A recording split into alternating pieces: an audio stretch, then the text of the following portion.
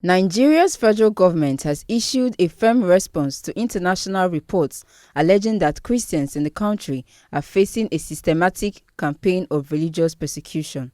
In a strongly worded statement, the government rejected the claims as dangerous misinformation, insisting that the nation's security challenges affect people of all faiths and should not be misinterpreted as a religious war.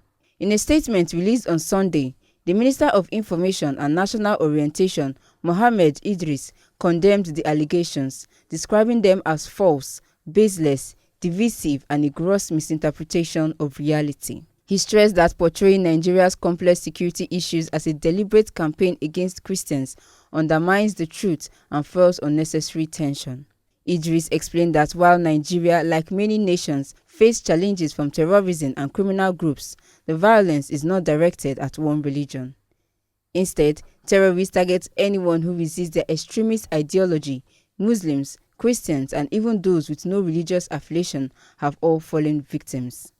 Highlighting Nigeria's progress in counter-terrorism, Idris revealed that between May 2023 and February 2025, over 13,500 terrorists and criminals were neutralized, while nearly 10,000 hostages were rescued in coordinated military operations. He also pointed to the recent arrest of senior leaders of an Al-Qaeda affiliate in Nigeria.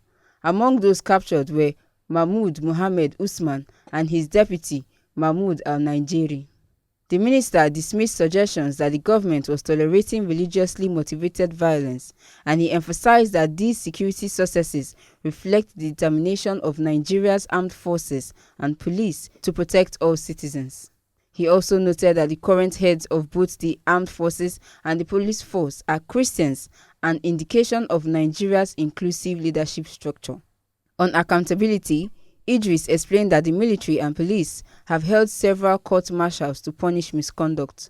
So far, over 700 convictions have been secured in 7 prosecution cycles, with an 8th round already underway. Reaffirming President Bola Tinubu's commitment to peace and justice, Idris assured Nigerians and the international community that the government remains focused on securing the nation and upholding fairness.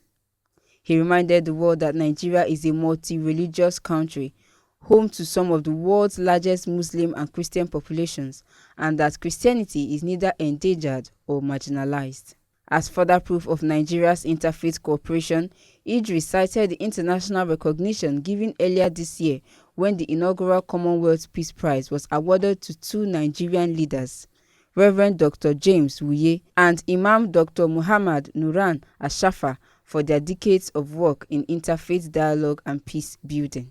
Concluding his statement, Idris urged international media outlets and commentators to avoid sensationalism and respect the facts, stressing the importance of reporting responsibly to support Nigeria's ongoing fight against terrorism and crime. This statement also echoes a clarification made in March by the Ministry of Foreign Affairs, which dismissed similar allegations as misleading attempts to pressure foreign governments, especially the United States, into designating Nigeria as a country of particular concern. The federal government's position is clear. Nigeria's fight is against terrorism, not religion. Officials insist that both Muslims and Christians are united in suffering from and resisting the same threats. As the debate continues internationally, Nigeria is asking the world to look beyond headlines and recognize the progress being made in restoring peace and security. Uche Jacinta for Eagles FM News.